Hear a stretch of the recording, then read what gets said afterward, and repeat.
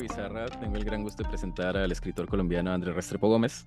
En esta ocasión vamos a conversar de una novela que a mí me encantó que se llama El mal de Aira, pero él también es autor de un libro que se llama La bohemia que pagaron mis padres, que es un libro de poesía. Ha sido profesor en la Escuela de Cine Liceo Subiela en Argentina, donde vive desde el 2016 y ha ganado varios premios.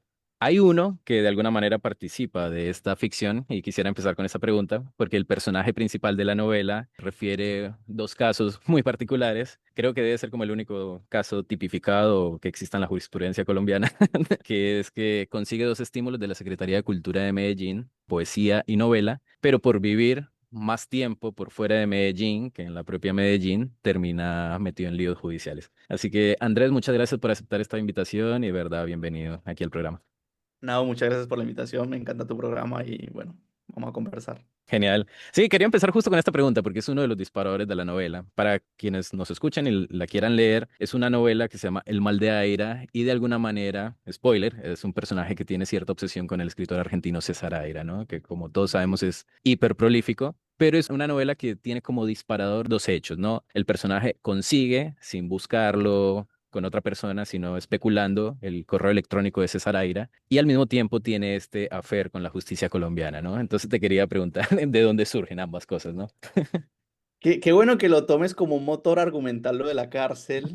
Y es gracioso porque lo de la cárcel, las personas que leyeron la novela, sabiendo que juega como con una autoficción irónica y después podemos ir a eso, me dijeron como, te tengo que preguntar si lo de la cárcel es verdad. Entonces yo siempre decía, si eso especulaste que podía ser cierto, ¿por qué no crees que soy Marcel Duchamp? Como en otro momento de la novela dice. Pero sí, fue real la parte de, no de la cárcel, pero sí de los dos concursos que gané en el mismo año por dos jurados distintos y con dos seudónimos de dos proyectos. Un libro que está por salir este año por Mansalva, que por suerte ya cambió de título y se va a llamar Acelera Animal, que es el poemario, y una novela que sigue inédita, que la sigo trabajando con mi agente con la que encontré a estos de Barrett.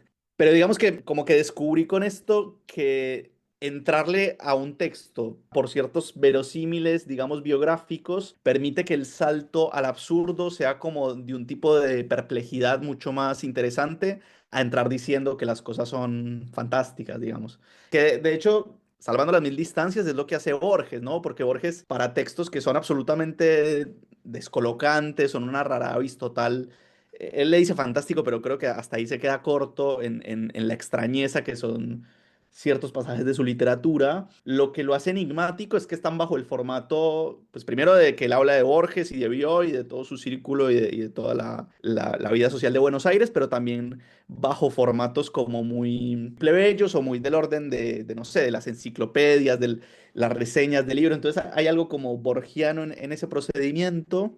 Y sobre todo, esta parte de la cárcel creo que lo que termina de funcionar es que pasa tan al pasar y como con una desafección para un hecho que debería de ser, no sé, más o menos elemental para la vida de alguien, que pasa como muy desapercibido, como, bueno, sí, estoy en la cárcel, pero en realidad no fue para tanto, leí más libros de Aira. Y el otro motor fue de hecho como con lo que inició la novela y de hecho con lo que muchos meses antes mi inconsciente había trabajado como un buen motor, en el sentido de que era una idea que yo tenía para otra cosa y con lo de Aira como que se conectó.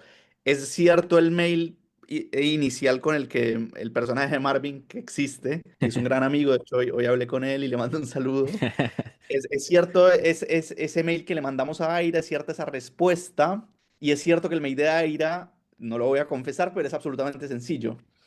Pero en realidad, esta tesis delirante que tiene que ver con que la simpleza de los mails de las personas es proporcional a su fama, yo no le escribí, no sé, a Martin Scorsese arroba Gmail o arroba Yahoo y le va a atinar a Scorsese. Sí que lo comprobé con un par de personas, no sé, entre ellos, no sé, alguna vez me encontré con Damián Cifrón, un Claro. cineasta que me gusta mucho, cineasta argentino, Sí, los simuladores. y me dio su mail y su mail es tan sencillo como su nombre. Entonces siempre me pareció gracioso.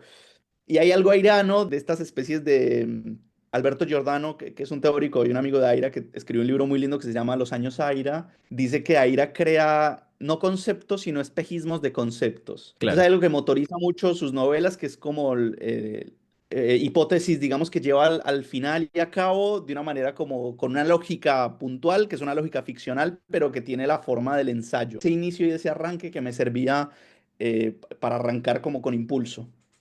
Claro, justamente recuerda a muchas de las novelas de Aira de alguna manera, como estas premisas que terminan escalando y van generando algo que se convierte en un desfase entre la realidad y incluso la promesa estética que esta conlleva, ¿no? Pero te quería hacer una pregunta a partir de esto mismo y es por la respuesta de Aira, ¿no? Que al mismo tiempo dispara buena parte del derrotero de la novela y es, claro, la concepción que tiene Aira en este correo de lo que son los colombianos y lo que son sobre todo las personas de Medellín, ¿no? Y también esta alusión a Tomás Carrasquilla y demás, pero mucho con lo que juegas es con esta idea de como de los seres más buenos y queribles, si mal no recuerdo es como la frase que utiliza, pero que al mismo tiempo la novela también tiene un gran ajuste de cuentas con lo que se puede percibir tradicionalmente en la cultura paisa, ¿no? Hay un momento donde el personaje hace una reflexión muy interesante sobre el parecido entre Medellín y Terán, que debe ser algo bastante insospechado para para el lector común, ¿no? Entonces te quería preguntar un poco cómo fue confeccionar también esta parte si bien narrativa, si bien reflexiva dentro de la novela. Sí, lo bueno es que esa respuesta de Aira, que puedo decir que es auténtica, pero es de las pocas cosas que voy a separar entre real y ficción, pero me gusta decir que esa parte fue real, porque es un párrafo muy pequeño, son como 10 líneas, pero en las que tira como, sobre todo me dio material para seguir, casi que fue, a nivel oulipiano, fue como a través de, de esa respuesta muy lacónica de Aira, empezar a jalar de cada una de esas líneas a ver hacia dónde me llevaba. Entonces, de alguna manera ese mail estructura el resto de la novela como para poder diseccionar todo lo que dice. Entre otras cosas, dicen que estaba en un periodo muy oscuro y es medio melancólico, medio exagerado. Dice esto de los seres más queribles, que me gustó porque era como frase hecha, pero al mismo tiempo con cierta exageración muy singular. Y dice que esa noche se iba a autopremiar releyendo a Carrasquilla, lo que Claro, también después me hizo buscar en un libro que él tiene que es Diccionario de Autores Latinoamericanos, a ver qué le había gustado de Carrasquilla. Después comprobé que también había escrito mucho sobre Fernando Vallejo, que es un escritor, quizás es mi escritor colombiano favorito, claro, vivo. el gran blasfemador que le Eh, pones ahí. el gran blasfemador lo nombro, sí, y de hecho Graciela Esperanza, que es la que hizo el Blurb, que es una gran ensayista con la que tengo una amistad por la revista que ella dirige, otra parte, Claro, bueno, y gran en la que vos revista. escribís también, en la que vos escribís, no, Esto no fue pagado. no, no fue pagado. Ella me había dicho que como que se asemejaba como ese gran blasfemador, que me pareció muy halagador, no tengo como, sobre todo la capacidad lingüística que tiene Vallejo de ser filigranado con las blasfemias, pero había algo de ese derrotero y creo que de ahí viene de esa beta corrosiva y de esa beta como de ajuste de cuentas, con esa mezcla también de ternura y de añoranza viene como esa parte que es más crítica a Medellín, usando lo de Terán, que en realidad viene de una comparación con la película de Farhadi, Una separación, en la que vi algo que me pareció un dispositivo para crear una supuesta novela de Aira, porque Claro, entre otras cosas hay novelas apócrifas, que es una escena de una separación en la que hay una mujer que tiene que cuidar a un anciano y el anciano se mea, entonces tiene que llamar por teléfono a consultar si ayudar, digamos, a limpiar el anciano que se meó va en contra o no del Corán, como una especie de claro, claro. asesor telefónico, espiritual, eso me pareció increíble. Yo dije, Aira debería escribir una novela con esto, entonces le inventé. Y a partir de ahí, simplemente a partir de eso, empecé como a avanzar como en esta comparación con Teherán. Pero eso fue como parte del subirme a ese carrito de la asociación. Quizás lo que sí quise de manera un poco más corrosiva hablar, que tenía que ver como con el arte y la vocación esta como de ready-made que tienen las novelas de César Aira, es una secuencia en la que el personaje de chiquito lo llevan al Museo de Antioquia, tiene una experiencia, bueno, con una obra de Fernando Botero que como que la detesta, la de la muerte de Pablo Escobar, Claro. y hace como una intervención ready-made de que deja un alfajor mordido que no le gusta en una de esas esculturas. Hay algo, sí hay algo quizás como de manera un poco más consciente y algo que después de la novela he venido investigando mucho más, que es como con la pobreza representacional y la pobreza simbólica, digamos, que tenemos en Colombia, no sé si a partir de la violencia, pero sí como que tiene más que mucho que ver como con haber quedado como atrapado en esa necesidad de solo contarnos nuestro propio trauma, ¿no? Claro.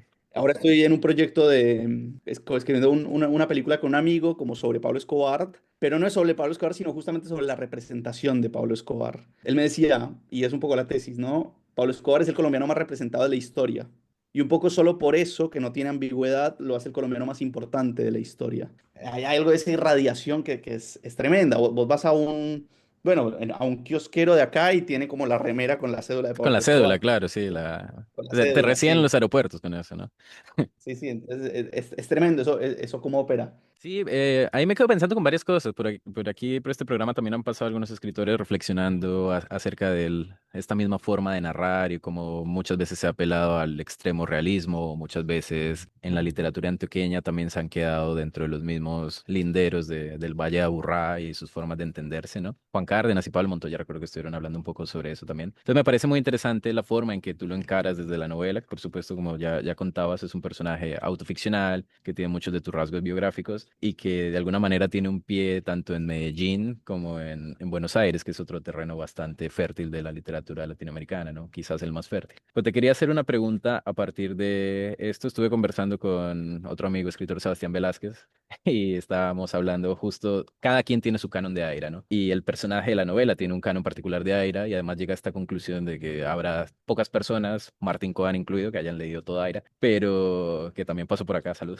Pero me refiero es que es tan prolífero y tiene la misma forma en que tú lo cuentas, de que publica en pequeñas editoriales aquí, allá, en México, en España, en Argentina, que van desperdigando de alguna manera su obra y que la vuelven. Y los grandes grupos empresariales, las editoriales cartoneras, las universitarias, las independientes. Casi Claro, todo el que mundo tiene un aire. las independientes crecieron gracias a la obra de Aira, las independientes que conocemos ahora. Claro, entonces a partir de eso mismo te quería preguntar, ¿cómo fue seleccionar exactamente las que tú estabas utilizando dentro de la novela? Incluso está este momento donde estás creando, o donde el personaje está creando un menú de restaurante a partir de la obra de César Aira. Quiero decir, por supuesto hay un conocimiento bastante profundo, hay una nota al pie donde señalan, no, hagamos la salvedad, el autor quizás no ha leído tantas como el personaje, ¿no? Entonces, ¿cómo fue este proceso de seleccionarlas y trabajar con este canon aireano, ¿no? Ese pie de página lo dudé hasta el final, pero al final me lo decidí porque dije, acá hay un desfasaje que es interesante, como la salvedad de que convénzase el lector de que la voz narradora leyó todo, o casi todo, es decir, ese ansiado 93% del que se habla en la novela, Claro. y que el escritor físico no leyó tanto. Y de hecho, para ese momento yo había leído, en términos de porcentajes, no habré leído el 25%. Después de publicar la novela ya llevo por ahí 45. Pasa que estamos con el problema de que sigue sacando cosas, entonces uno se va a desfasar. Es Aquiles Claro, y la tortuga, ¿no? claro, mete 3 al año, ¿no? Entonces, Sí, pero digamos que con las de mi fascinación fueron las que, muchas de las que al día de hoy son mis favoritas, que son, por ejemplo, La Vida Nueva, de la que hablo mucho, o tiene un momento crucial en la novela, en una escenita en un bar, que justamente dije aquí decía Cultor Tortuga, y justamente es eso, es la novela quizás más cerrada en términos de concepto llevado al límite, porque es sobre la publicación de su primera novela, que se aplazó mucho, y entonces tiene esta relación con el editor de que habla por teléfono con él, el editor le dice que ya está en imprenta el libro y cortan y no hablan primero por, no sé, 5 minutos después, no, perdón, de mucho a poco. Llámame, dice, llámame en 15 minutos y lo llama en 2 días, llámame en 5 minutos y lo llama en 5 años, en 10 años. Y hay un aplazamiento ahí y las dificultades cada vez son menores y más chiquitas, como no sé, la goma del papel, al final una huelga de camioneros que no termina nunca saliendo el libro. Y es de mis favoritas de Aira por eso, como por llevar a cabo, normalmente Aira termina las novelas de una manera como, claro, no muy sé, tajante. sí, catastrófica, como la quiere terminar, un poco por eso lo de Ready-Made, como de terminarlo de mala gana. Claro. Y estas de las pocas que me parecen como un artefacto perfecto y cerrado en su totalidad. También hay algo en las que elegí de Aira, no sé, está también una de las muchachas punk, que no es Fogwill, muchacha punk, sino La Prueba, que también es una novela muy divertida de unas niñas a las de un colegio. Pero digamos que en líneas generales, como mi canon de Aira tiene que ver con, por un lado, las más ensayísticas. Hay una distinción muy estúpida que la gente dice, sí, Aira es muy buen ensayista, pero no me gusta tanto como narrador. Y yo digo, bueno, justamente el mejor narrador Aira es el ensayista. Es decir, Claro, las mejores novelas de Aira tienen la forma del ensayo. Hay una especie como de causalidad de ideas, ¿no? Que me parece muy llamativo y es lo que estoy investigando, como cierta literatura conceptual que se motoriza a través de una especie de causalidad de ideas cercanas a la del ensayo, pero por supuesto sin el rigor que necesita un ensayo, sino que subordinadas como a lo que necesita la historia, ¿no? Eso es mucho más interesante que novelas en las que uno proyecta como algo un poco más convencional y uno se va adelantando a los sucesos. Entonces, claro, como que hay una especie de sorpresa en el pensamiento andando que funciona mucho más. Y por otro lado, cierta ética de lo mínimo, ¿no? Que yo creo que eso Aira se lo aprendió, no sé si lo aprendió directamente, pero yo diría que el gran maestro de eso ha sido Beckett, ¿no? claro.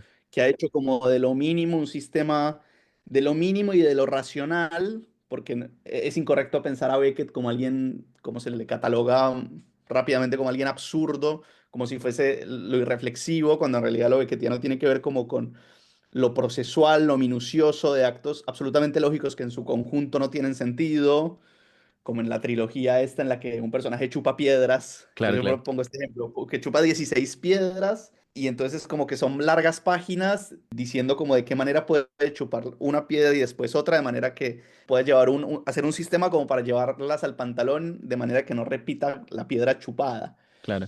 Entonces hay algo ahí como de lo que las novelas de Aira en otra escala tienen, como vale la pena, quizás esto es muy moderno, ¿no? Como que entre más pequeña la cosa es más difícil de narrar y por ende va a ser mejor literatura, ¿no? En Cómo me reí, y con esto termino la pregunta, hay un párrafo que él dice algo así como, una revolución se cuenta en una línea, un adulterio lo despachas en un párrafo, pero cómo narrar cómo alguien agarra una aceituna requiere de las más altas páginas de la literatura y de la narración. Nada, eso está buenísimo. También me quedé pensando un poco a partir de esta misma lógica ensayística y esta beta narrativa de no supeditar todo a la idea, sino hacer que se intercale y pueda funcionar. Que también hay una cierta revisión de buena parte de lo que es el escenario cultural y literario porteño, de alguna manera, ¿no? Entonces está esta vieja confrontación que existe entre dos grandes personajes de la literatura argentina que son Aira y Piglia, por ejemplo. Recuerdo mucho que no, o más bien no recuerdo si es una declaración apócrifa, pero bastante famosa donde se pegan el uno al otro, ¿no? Y Piglia dice algo así como César Aira es un seudónimo de los escritores argentinos para publicar sus peores novelas. Y Aira dice que Piglia es el más soporífero de todos, ¿no? De alguna manera, con esto voy a que tu propia novela es una novela también de un corte bastante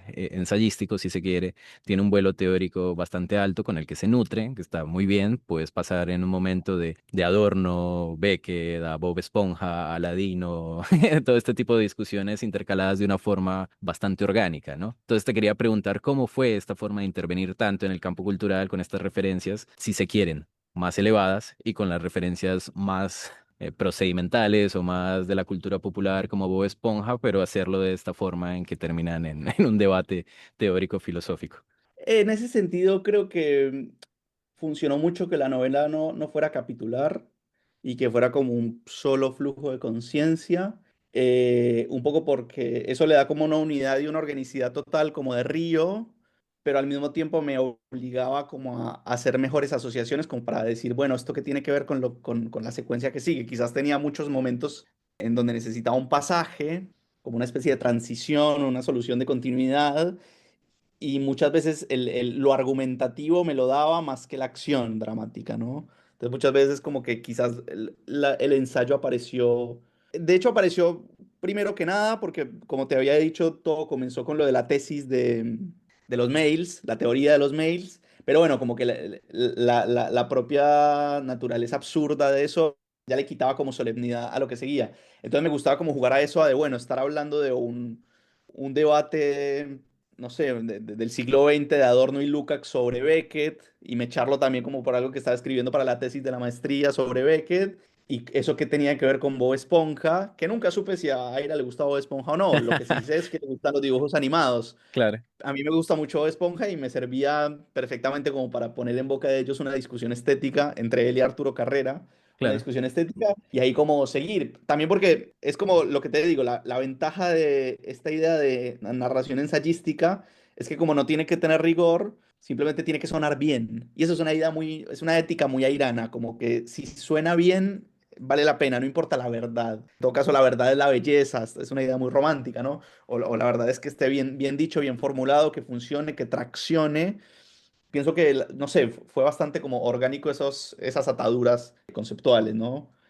De hecho, es una de las partes que a mí más me sedujo de la novela, la forma en que esto está intercalado y la forma en que esto dispara ideas y que uno queda pensando. Como te decía, en un momento yo he leído cuatro o cinco Airas, ¿no? Todos tenemos nuestro Aira particular y quizás mi porcentaje va bajando porque hace rato no lo he leído. Y era como, yo esto no lo he visto. Entonces muchas veces me estaba preguntando, quizás esto parte de alguna novela de Aira a la que yo no he llegado todavía y que quizás simplemente me falta ese objeto o ese dispositivo narrativo para poder acceder, ¿no? Entonces me pareció una forma muy Quería, interesante. Sí, quería decir una última cosa, como que también hay algo de el tirar de un hilo conceptual que muchas veces me dio soluciones narrativas, ¿no? Y eso pasó, por ejemplo, con el final. El final es algo que, pues, estoy relativamente orgulloso del final, es como de lo que más me gusta de la novela, que partió como de simplemente una idea que salió como eso, por concepto, de como una idea de que el personaje, hay una novela que decide que va a ser la última de su vida, ¿no? Pero a partir de eso que nació como una idea, apareció después una imagen que se volvió escena, que se volvió situación, que es bueno, esto de la memoria involuntaria del futuro, ¿no? De que el narrador quería preservar un momento de felicidad que estaba compartiendo con su pareja y que para eso eligió leer la última línea. Entonces es como que, como a partir de algo que había nacido muy, muy del inconsciente, hay algo de que el inconsciente escribe y después pude cosechar eso en una situación dramática tradicional, digamos, porque también, es decir, sigo creyendo en la fraternidad de las historias, sigo creyendo en la narración, sigo creyendo en la causalidad, solo que bueno, que eso un poco va afectado con el pensamiento, pero sí es hermoso cuando en las novelas llegas como a momentos de cierto respiro situacional, digamos.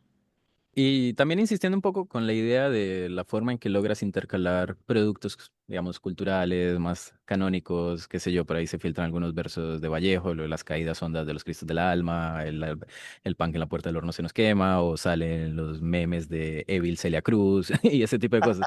Es como Brillante. ese tipo de juegos que le dan un buen respiro a la novela y que de alguna manera fluyen con lo que uno como lector está también construyendo, ¿no? Sí, pero como fluyes, cualquiera que sea honesto, como fluye en la conversación de alguien que lee a Vallejo y después mira el celular y le aparece el meme de Celia Cruz. Entonces, un poco es como, si somos honestos, es como trabajamos cotidianamente. Claro. No, yo insisto, a mí, para quienes nos escuchan, esta novela me parece una genialidad y la recomiendo un montón. No sé si se habrá notado. Pero te quería hacer una pregunta sobre algo que habíamos conversado un poquito antes. Y es, claro, tú eres un escritor colombiano, ensayista colombiano y muchas cosas colombiano, que está viviendo en Buenos Aires, que es un lugar, como también decíamos, muy fértil de la cultura latinoamericana y un centro de producción e irradiación cultural muy notable, ¿no? Entonces, te quería preguntar de qué manera has ido construyendo tu lugar, digamos, o en qué manera te relacionas en ese in-between de ambos cánones, ¿no? Sí, yo diría que el cordón umbilical es Gardel. Como matamos a Gardel, hay algo ahí que tracciona, una melancolía de lado y lado, un desarraigo de lado y lado que me ha permitido, al principio con dolor, pero después como con cierto desparpajo, no terminar de sentirme de un lugar, no terminar como de pertenecer. Claro. Si no conozco algo que debería de conocer acá, digo que soy colombiano. Y si en Colombia no me di cuenta de algo importante que está pasando, es porque vivo en Argentina. Entonces hay algo ahí que es una carta que me sirve como desfasaje en general. Y es verdad que, bueno, estoy desde los 19 años acá, o sea, hace 10 y bueno, la mayoría de mi adultez la he pasado acá. Entonces como que estoy muy, muy contaminado, como que me siento muy argentino en muchos sentidos. De hecho, hoy estaba averiguando para la nacionalidad. Ah, mira. Eh, Creo que Argentina me ha permitido, viste ese ensayo de Borges del el narrador argentino de la tradición, Claro, claro. que dice un poco como de que al no haber una tradición originaria sobre Argentina se proyecta, sobre La Pampa se puede proyectar el mundo entero, ¿no? Y he bebido de eso y ha sido como muy fraterno para mí y en ese sentido nunca me he sentido como extranjero. Y de Colombia, es como que ahora estoy recién volviendo a Colombia. Esta novela, dentro de todo, es absolutamente argentina y recién en la que estoy escribiendo ahora estoy yendo como a los temas y a, por un lado, lo que se nos pide a los escritores colombianos, pero también traicionando ese mandato y ver qué hago con eso. Y leyendo mucho, bueno, por supuesto, siempre a Vallejo, a escritores contemporáneos que están haciendo cosas maravillosas, sí, como el propio Cárdenas, como Sanín, como Luis Miguel Rivas. Claro que también vive en Buenos Después, Aires. no sé. Ah, sí, es verdad. Nunca me lo crucé, pero me encantaría cruzármelo. Que es verdad, hay como toda una beta. Y después, nada, yendo más atrás, confieso que nunca me he leído La Vorágine, pero la tengo pendiente para este año. Bueno, mucho Luis Tejada. Es como que desde acá la tradición, estoy releyendo también mucho a Fernando González, que me parece como que visto de afuera es de esas piezas preciosas que vos decís esto porque no lo conocen acá. Entonces también hay unas Claro. ganas como de tener acá eso, el remordimiento y un montón de cosas. Pero bueno, no sé, quizás mi canon ha sido por un lado más argentino. Confieso como que en algún punto, en cuanto a literatura del siglo XX, creo que he bebido más de, aparte de Aira, como de eso, de, bueno, el propio Pilia me encanta, más allá de que el narrador de mi novela no le gusta. Fogg, Will Saer, bueno, y toda la poesía, ¿no? No sé, también como por el hecho de haber estudiado cine y mi inquietud en la dramaturgia, como que también tengo otras afinidades como muy raras. No sé, me gusta decir que no siento la angustia de las influencias porque soy poliamoroso de influencias. Bueno, que debe ser la mejor manera, ¿no? Al final de beber de un lado y del otro y terminar Sí, encarándolo para su propia obra, ¿no? Que es algo que, exacto. insisto, se nota en el aliento de El mal de Aira, como el gran abanico de posibilidades narrativas que tiene a partir del mismo consumo cultural que nos ofrece, ¿no? Es al mismo tiempo una especie de paneo muy interesante de influencias, por retomar la expresión que estabas utilizando. En ese sentido, quiero aprovechar también, tenemos un par de secciones bastante breves del programa. Una se llama Entérate, que es simplemente el espacio para recomendar textos, películas, también puede ser en tu caso, lo que quieras recomendar a quienes nos escuchan, sean contemporáneas, sean lecturas que ya hayas hecho hace un tiempo. Bueno, de películas, ahorita terminó el Bafisi y lo mejor del Bafisi fue una película que cumplió 50 años, que es el documental El Desencanto. No sé si la has visto alguna vez, que es sobre la familia Panero, sobre Leopoldo Panero, que fue un poeta del régimen franquista y después la viuda y sus otros hijos, todos escritores, pero el más llamativo de ellos es Leopoldo María Panero, o casualidad el nombre del padre, que es una especie de Artaud hispanoamericano que es alucinante. Me impresiona, yo la había visto cuando estudiaba cine, pero la había visto en la compu y me impresionó muchísimo verla en el cine como la potencia impresionante que tiene esa película como para hacer tanto con poco, porque la película en su forma es simplemente la entrevista a estas cuatro personas, pero después se vuelve, bueno, de hecho se vuelve una metáfora de esa transición después de la muerte de Franco, que se llamó El Desencanto. Y es impresionante lo que hace y yo creo que es absolutamente oportuna porque esa sensación con la que titula la película y que todo el tiempo los hijos la irradian de manera muy cínica y muy desafectada. Creo que es un poco una sensación contemporánea, como esta idea como de ser hijos del fascismo y, y tener también la sensación no solo de que somos hijos del fascismo, sino que no va a haber descendencia. Y a nivel literario, que estoy leyendo ahora? Estoy leyendo un montón de cosas. A ver, estoy viendo mi... Bueno, estoy leyendo la Bella Instrucciones de Usos, de Perec. Justo ahora que mencionabas a Ulipo en algún momento, ¿no? Sí, hay algo de lo perequiano. Me gusta distinguirlo de Aira. Me sigue gustando más Aira. Aira tiene más, ¿cómo decirlo? Perec es un poco más... Perec es el gran enumerador. Me encantan las enumeraciones y Perec es buenísimo para ellos. Pero digamos que Perec lo lleva como un extremo de objetivismo y de eso, como de... Toda la novela se articula como la conforma como la estructura de un edificio y como que cada capítulo es una habitación o la escalera o qué sé yo y se despliegan con muchas historias que son absolutamente exquisitas, pero digamos que gran parte de la novela es una enumeración objetiva de cosas, como que no trabaja tanto como con la asociación del pensamiento que puede tener Aira, que yo creo que eso tracciona mucho más rápidamente en el lector, pero la recomiendo mucho, que también es como, un poco después de leer a Pérez, no sé, un poco uno cambia, uno empieza a ver las cosas como desde lo que él llama lo infraordinario, ¿no? No, bueno, genial. Que también tenemos una sección corta del programa que se llama Ex Libris, con la que estamos indagando en las personas que están dentro del mundo del libro, si han tenido alguna adquisición. ¿Qué Justo cayó? pasaron, aquí cerca hay una estación de la Fuerza Aérea gringa, ¿no? Entonces A la mierda. ahí están volando los que Están mantienen el yendo a precio del Israel. dólar.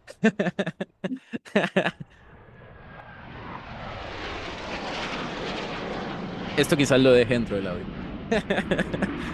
No, pero la pregunta era, tenemos una sección que se llama Ex Libris, muchachos. La libertad. Claro, Israel está para el otro lado. Ah, bueno, quién sabe para dónde van. Mira, mira.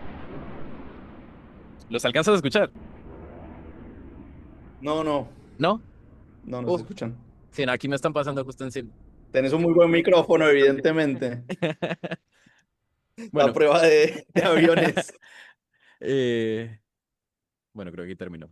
No, te quería preguntar, Andrés, porque tenemos una sección en el programa que se llama Ex Libris, en el que básicamente indagamos a las personas que están metidas en el mundo del libro, si han tenido alguna adquisición memorable. Lo estoy pensando también en términos del propio personaje de la novela.